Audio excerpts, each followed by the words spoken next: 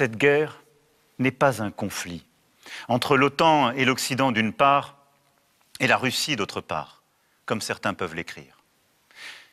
Il n'y a pas de troupes ni de bases de l'OTAN en Ukraine. Ce sont des mensonges. La Russie n'est pas agressée, elle est l'agresseur.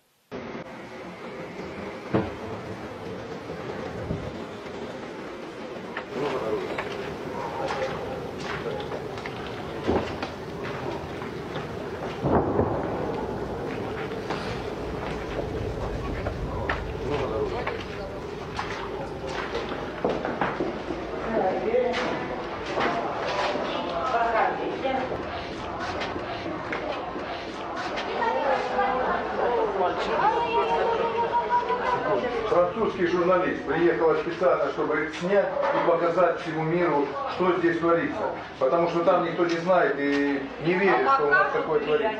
Покажем.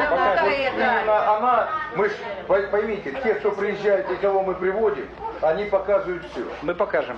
Понимаете? Верьте Это нам, специально конечно. Не струсятся. Сегодня грады пошли, он всех зателепало. Это те, вот, которые света, они ж тут же и находятся, семьи. И теперь же уже и не выедешь. Поуезжали, поприезжали опять, а куда? Эти маленькие дети все лето солнце не видят, потому что солнца нет. Это что, вот дети сидят, это что, террористы? Вот это за страна, в которой свои же своих убивают. Детей, стариков и прочих. И что это за страна? И какой ты президент, когда ты делишь детей? Дети все одинаковые. Причем дети? Дети не виноваты ни в чем. А он говорит, наши дети будут учиться, а ваши пусть по подвалам сидят. Если бы это пришел враг откуда-то сюда, а то брат на брата пошел, семьи поразделялись, бандежки войну такую устроили, такие времена, дети гибнут. Дома рушатся. Попробуйте восстановить теперь это все. Бабушка задыхается каждую ночь. Ей надо больницу, она в больницу попасть не может. А то у вас так целый этот самый мир за вас стал, когда вас убили 12 человек. А когда у нас тысячи гибнут, никто ничего не говорит. В подвале не бойцу схватили, вот тут убили. Они разве за людей нас считают?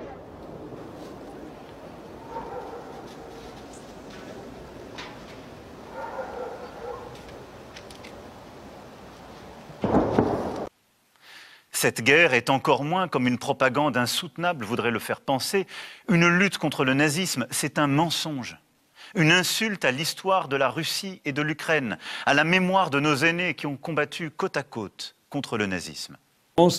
À faire un rôle de conseiller militaire à la garde nationale ukrainienne, à l'armée ukrainienne, et parmi la garde nationale ukrainienne, des entités totalement néo-nazis, parce qu'il faut le dire, je l'ai d'ailleurs dit tout à l'heure, il y a de réels mouvements importants néo-nazis. Quand on dit néo-nazis, c'est néo-nazis qui valorisent notamment, le tel ou tel collaborateur des années 1940 avec les hitlériens, ces collaborateurs étant le représentant aux yeux de la population ukrainienne, ukrainophone, une partie d'entre elles en tout cas, des symboles du patriotisme contre la Russie conquérante.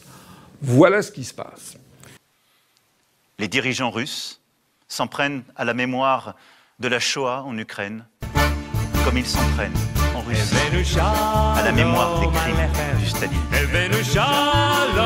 Cette guerre est le fruit d'un esprit de revanche, nourri d'une lecture révisionniste de l'histoire de l'Europe